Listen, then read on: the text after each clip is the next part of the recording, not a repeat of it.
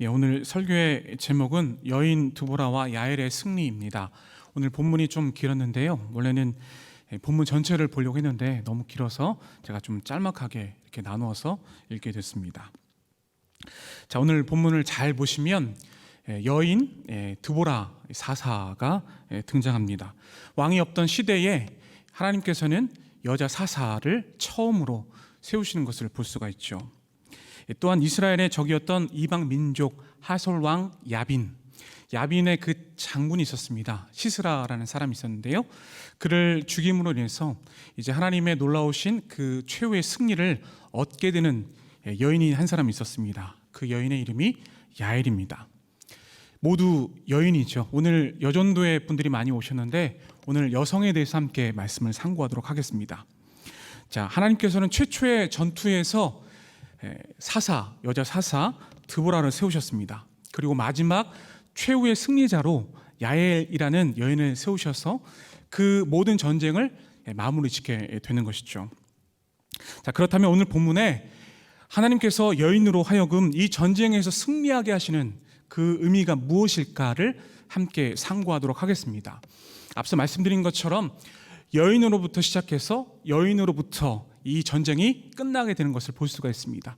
하나님의 구원의 사역은 여인으로부터 시작해서 여인으로 끝나게 된다는 것을 말씀해 주고 있는 거죠. 지금은 사라졌지만 제가 예전에 재미있게 봤던 방송 프로그램이 있었습니다. 개그 콘서트라고 하는 프로그램인데요. 지금은 이제 폐지가 됐습니다. 예전에 있었던 그 코너 중에 두 분 토론이라고 하는 아주 재미있는 개그 프로그램이 있었는데요. 그 코너에 남아당 국회의원 박영진 개그맨이 나와서 얘기를 하고 그 다음에 반박을 해서 김영희 씨라고 하는 개그우먼이 여당당이라고 하는 당에서 국회의원으로서 이제 얘기를 하고 있는, 그래서 서로 남성과 여성을 대변하는 그런 아주 재미있는 개그 프로그램이었습니다. 남아당 국회의원 이 박영진 씨가 이렇게 얘기합니다. 개그니까 이해해 주세요. 어디서 건방지게 여자가 말이야, 여자가 뭘 한다고, 소는 누가 키우나, 이렇게 얘기를 했어요. 그러면 이 여당당 의원이었던 김영희 씨가 이렇게 얘기합니다. 여자가 당당해야 나라가 산다, 이렇게 얘기를 했습니다. 맨 처음에 이 남자 개그맨이 얘기했을 때는 남자 방청객들이 막 환호성을 칩니다. 그러면 여기에 반격을 해서 김영희 씨가 이야기를 하면 많은 여성분들이, 관객들이요, 이제 환호와 박수를 보내죠. 그러면서 서로 남자와 여자가 평등한 그런 서로의 권리를 이야기하고 또 남자와 여자가 평등하게 살아야 된다라고 하는 것을 개그를 통해서 이렇게 보여주곤 했습니다. 여러분, 예전에 우리 어머니들은 어떠한 처지에 계셨습니까? 대부분 어머님들은 불과 한 10년 전, 불과 수십 년 전이죠. 남편과 또 자녀들을 위해서 뒷바라지하는, 헌신하는 그런 삶을 살았습니다. 그런데 요즘에는 어떻습니까? 여성의 권익이 점차 확대가 되면서 남자와 여자가 함께 평등하게, 공평하게 살아가는 시대가 되었습니다. 아직까지 의식적인 면이나 제도적인 면에서 부족한 게 사실입니다.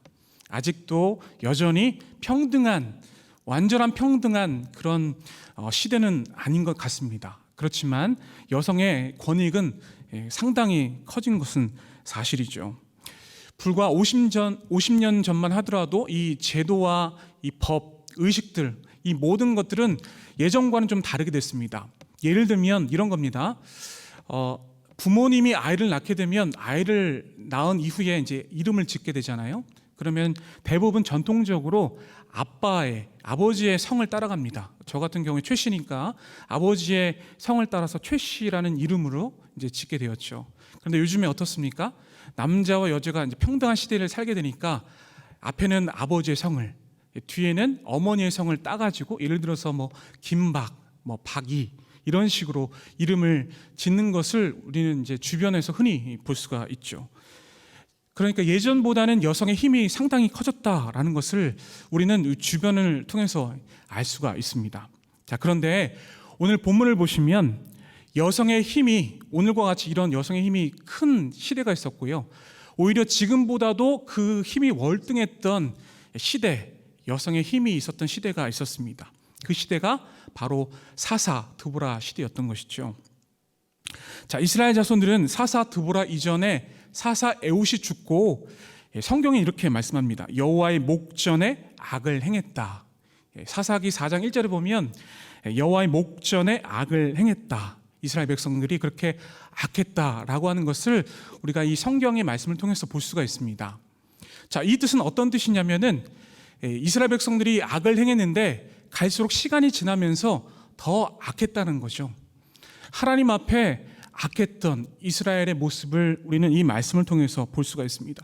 반복된 계속된 죄를 짓고 있는 이스라엘의 모습인 것이죠. 예레미야 17장 9절에 보면 만물보다 거짓되고 부패한 것은 마음이다라는 말씀이 있습니다. 거짓되고 부패한 마음을 가졌던 이스라엘 백성들은 하나님 앞에 정직하기보다는 하나님 앞에 범죄했던 안타까운 모습을 볼 수가 있어요. 자, 이제 하나님께서는 이스라엘 백성들의 모습을 보시고 결단하십니다. 어떻게 결단하시냐면 하솔 왕 야빈의 손에 팔아 넘기겠다라고 결단을 하셨어요. 사사기 4장 2절에 보면 팔다라는 동사가 있습니다. 이 내용은 어떤 것이냐면 패악한 죄를 지었던 이스라엘 백성들을 다른 이방 민족에게 팔아 넘기겠다라고 하는 뜻입니다. 앞서 말씀드린 것처럼 이스라엘 백성들은 그만큼 죄를 많이 지었다라는 것을 알 수가 있고, 하나님은 참지 못해서 이스라엘 백성들을 이방 민족에게 넘기게 되는 그러한 결단을 하시게 되는 것이죠. 자, 이스라엘의 대적 하솔 왕 야빈은 3절에 보니까 이렇게 얘기합니다. 철병거 900대가 있어서 20년 동안 이스라엘 백성들을 괴롭혔다라고 말씀합니다. 그토록 야빈의 힘은 막강했던 것이죠. 고대 근동 지방의 철기 문화를 갖고 있었다는 것은 상당한 힘이 있었다라는 것을 알 수가 있습니다. 이렇게 막강한 힘을 가지고 있던 야빈에게 하나님께서는 이스라엘 백성들을 팔아 넘기시는 겁니다. 그 정도로 하나님께서는 그런 마음을 가지고 이스라엘 백성들을 대하셨다는 것이죠. 이런 막강한 힘을 가지고 있었던 야빈에게 이스라엘 백성들은 큰 어려움을 겪게 되었습니다. 자, 그런데 하나님은 이스라엘 백성들 그렇게 팔아 넘겼지만은 이면에는 하나님께서는 그들이 다시 한번 되돌아올 수 있는 그런 계획과 뜻을 가지고 계셨어요.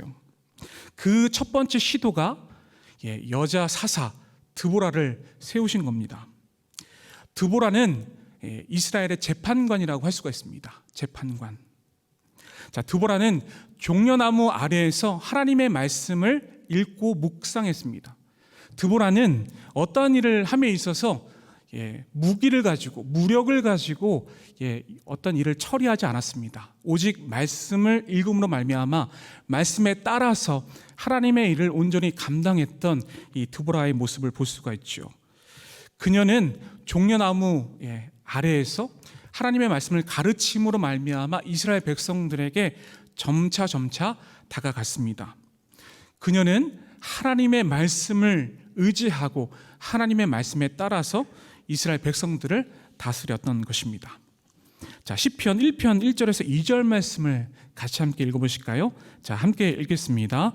복 있는 사람은 악인들의 꾀를 따르지 아니하며 죄인들의 길에 서지 아니하며 오만한 자들의 자리에 앉지 아니하고 오직 여호와의 율법을 즐거워하여 그의 율법을 주야로 묵상하는도다. 아멘. 자, 여기 말씀해 보면 복이 있는 자와 죄인에 대해서 이렇게 극명하게 나누고 있습니다. 다시 말해서 의인과 악인의 그 삶을 아주 극명하게 보이고 있는 것이죠. 자, 이 말씀에 의하면 악인과 의인을 나누는 기준이 무엇이겠습니까? 단순히 착한 일을 많이 하는 걸로 악인과 의인을 나누는 것이겠습니까? 아니죠. 다시 한번 이 말씀을 읽어보실까요? 시편 1편 1절에서 2절 말씀입니다. 복 있는 사람은 악인들의 꾀를 따르지 아니하며 죄인들의 길에 서지 아니하며 오만한 자들의 자리에 앉지 아니하고 오직 여호와의 율법을 즐거워하여 그의 율법을 주야로 묵상하는도다. 아멘. 그 구별의 기준이 2절에 나와 있습니다. 악인과 의인을 나누는 기준은 하나님의 말씀을 즐거워하고 그 말씀을 주야로 묵상하느냐 그렇지 않느냐라는 것에 달려 있다는 이야기죠. 드보라는 하나님 앞에서 의인이었습니다. 왜냐하면 하나님의 말씀을 즐거워하고 그 말씀을 주야로 묵상함으로 말미암아 이스라엘 백성들을 다스렸기 때문에 그녀는 의인이었다는 사실이죠. 하나님은 그러한 의인 드보라를 이스라엘의 왕이었던 시대의 사사로 그녀를 세우시는 것을 우리는 이 말씀을 통해서 알 수가 있는 것입니다. 자, 이스라엘의 대적인 야빈이 이스라엘을 쳐들어왔습니다. 다급한 상황입니다. 절체절명의 위기의 순간입니다. 드보라는 이제 결단을 내립니다. 어떻게 하느냐? 아비노암의 아들 바락을 불러들입니다. 바락을 불러들여서 이 납달리와 스불론 자손 10,000명을 데리고 가서 야빈을 쳐라라고 명령을 합니다. 야빈과 전쟁을 하라는 이야기죠. 자, 그런데 이 바락 장군이 혼자 가기가 싫다고 합니다. 드보라에게 같이 가자고 요청합니다. 그래서 드보라는 결국 같이 가기로 이야기합니다. 그런데 이 전쟁을 치르기 전에 드보라는 하나님의 말씀을 받아서 이 바락 장군에게 이렇게 얘기합니다. 자, 사사기 4장 9절 말씀을 함께 읽겠습니다. 이르되 내가 반드시 너와 함께 가리라. 그러나 내가 이번에 가는 길에서는 영광을 얻지 못하리니 이는 여호와께서 시스라를 여인의 손에 파실 것임이니라 하고 드보라가 일어나 바락과 함께 게데스로 가니라. 아멘. 자, 드보라는 전쟁을 치르기에 앞서서 바락 장군에게 이렇게 예언합니다. 최후의 승리자는 네가 아니다. 또 다른 한 사람이 있다라고 이야기하고 있는 것이죠. 자, 이 전쟁의 최후의 승리자는 누구입니까? 앞서 말씀드린 것처럼 여인 야엘입니다. 이 여인 야엘이 최후의 승리자가 된다라고 하는 것을 이 드보라 선지자는, 드보라 사사는 예언하고 있는 것이죠. 자, 이 야엘의 배경을 보면은 본문 11절에 나와 있는데요. 본문 11절에 보면 이렇게 나와 있습니다. 모세의 처남 호밥의 자손 중 겐 사람 헤벨의 아내라고 이 야엘을 소개하고 있는 것을 볼 수가 있죠. 바로 이 이방 여인이 이 하나님의 전쟁, 여호와의 전쟁에서 최후의 승리자가 된다라고 하는 것을 우리가 이 본문 말씀을 통해서 알 수가 있는 거죠. 이 여인의 승리는 궁극적으로 보면 하나님의 승리라고 할 수가 있는 것입니다. 자, 본문 14절을 보면 드보라가 바락에게 이렇게 말합니다. 이르되 일어나라 라고 말합니다. 자, 이것은 몸의 동작을 이야기하는 것이 맞습니다. 일어나라 라고 하는 이야기이지만은 그 이면에 담겨있는 뜻은 무엇이냐면 하나님께서 너와 함께 하실 것이기 때문에 이 전쟁은 분명히 승리할 것이다 라고 하는 분명한 의지의 말씀이 들어가 있다는 이야기죠. 승리할 수 있다라고 하는 거예요. 복음서에 보면 예수님께서 회당장 야이로의 죽은 딸을 보면서 이렇게 말씀하셨습니다. 달리다굼이라는 뜻이 무엇입니까? 소녀여 일어나라. 그러면 소녀가 일어나는 몸의 동작도 이 말씀 안에 포함되어 있지만은 이 딸이, 죽은 딸이 죽음을 이기고 생명 가운데 거할 수 있게 하시는 분명한 승리의 말씀이라는 것을 우리는 이 예수님의 말씀을 통해서 알 수가 있는 거죠. 네. 이 말씀은 또한 우리에게 말씀하고 있는 것입니다. 우리에게 말씀하십니다. 일어나라. 승리할 수 있다. 왜 지체하고 있느냐? 좌절하지 말고 낭망하지 말고 일어나라. 내가 너에게 승리를 줄 것이다 라고 하시는 이 말씀이 들어가 있다는 거죠. 자, 이제 드보라는 바락과 함께 다볼산에 가서 그 전쟁에서 승리를 합니다. 그런데 앞서 말씀드린 바와 같이 이 바락 장군에게 그 승리의 영광이 돌아가지 않습니다. 이 승리의 영광이 돌아가는 것은 한 여인 야엘에게 이 영광이 돌아간다는 이야기입니다. 이 승리로 말미암아 여호와의 전쟁이 마무리 짓게 된다는 것이죠. 하솔 왕 야빈의 수장이었던 장군이었던 시스라가 이끄는 군대가 이스라엘과 맞붙었습니다. 그런데 하나님의 놀라우신 그 능력으로 인해서 이스라엘이 점점 이기게 되고 이 하솔 왕 야빈, 다시 말해서 시스라 군대는 점점 밀리게 되었습니다. 이 상황을 본 시스라는 홀로 도망을 갑니다. 어디로 도망가냐 하면은 앞서 말씀드린 것처럼 야엘 집으로 가게 됩니다. 헤벨, 야엘의 남편이 헤벨이거든요. 헤벨의 집으로 가게 되죠. 이 헤벨과 이 야빈과의 관계는 어떤 관계였냐면 적대적인 관계가 아니었습니다. 이전에 화치를 맺었습니다. 평화의 조약을 맺어서 너와 우리는 하나다라는 화친을 맺게 된 거죠. 그래서 이 야빈의 친위 대장인 시스라가 점차 이스라엘에게 밀리게 되니까 야엘의 집에 가게 된 것입니다. 야엘은 시스라를 잘 맞이했습니다. 그리고 기진맥진했던 이 시스라에게 야엘은 우유를 갖다 주죠. 그리고 최선을 다해서 섬깁니다. 그리고 정말 하나님의 놀라우신 그 은혜 안에서 이 야엘은 그를 섬기게 되면서 그를 진정시키게 하는 것이죠.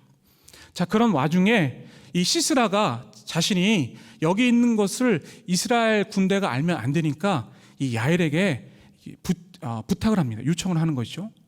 내가 여기 있다는 것을 알리지 말아 달라고 요청하는 거예요. 이스라엘 군대가 오면 내가 죽게 될 것 같으니까 내가 여기 있다는 것을 알리지 말라고 요청을 합니다. 이 야엘은 이 부탁을 듣습니다. 그런데 이 야엘은 결국에 이 약속을 지키지 않습니다. 이 전쟁은 하나님의 전쟁이란 것을 알았습니다. 야엘은요.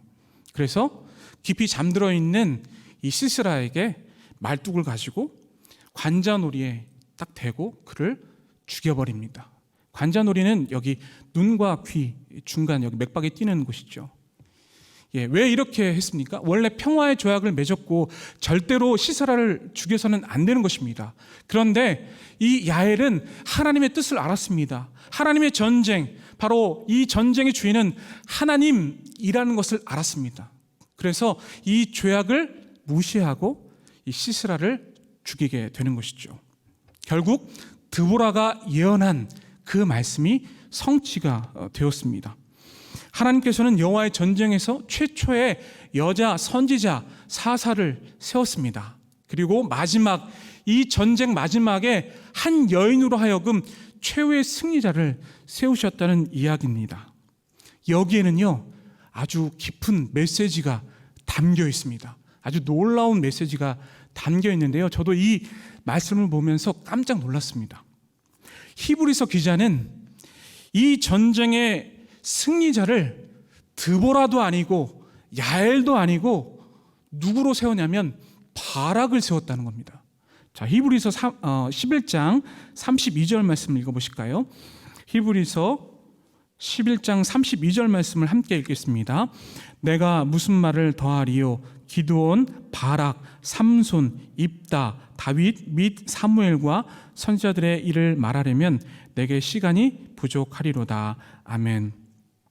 하나님의 뜻을 우리가 알았다면, 지금까지 이 말씀을 저희가 들었지 않습니까? 그러면 여기에 나와 있는 믿음의 선진 중에 드보라가 분명히 들어가야 되고 아니면 야엘이 들어가야 되는데, 하나님의 이 말씀 속에 믿음의 선진 중에서는 드보라도 아니고 야엘도 들어가지 않고 바락이 들어갔다는 이야기죠.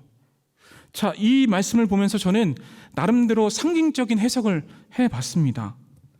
우리에게 주어진 역할을 말씀하고 있지 않나라는 것을 다시 한번 묵상해 보았습니다. 우리의 신랑 되신 예수님, 그리고 신부된 교회의 관계가 바로 이 관계가 아닐까라는 이 말씀의 묵상을 해 보았다는 이야기죠. 바락과 드보라, 바락과 야엘, 남자와 여자, 신랑과 신부, 예수님과 바로 하나님의 백성, 주님의 백성, 이 관계가 바로 이 말씀에 들어가 있는 하나님의 귀한 뜻임을 다시 한번 상고할 수 있었습니다. 하나님께서는 우리를 구원의 사역에 동참하십니다. 여호와의 전쟁 가운데서 하나님 스스로 홀로 이길 수도 있지만 우리를 불러 들이셔서 하나님의 파트너로서 이 전쟁에서 이길 수 있게 하신다는 겁니다. 결국에는 우리를 최후의 승리자로, 우리를 좌절과 낭망에서 거하는 것이 아니라 우리를 하나님의 손에 이끌림바 되어서 우리를 최후의 승리자로 세우신다는 것을 알 수가 있었습니다. 영적인 전쟁에서 우리를 승리자로 세우신다는 거예요.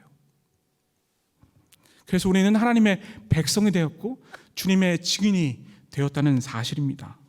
그래서 우리는 교회로 함께 연합해야 되고, 함께 사랑하고, 함께 섬기고, 함께 기도할 수 있어야 한다는 이야기입니다.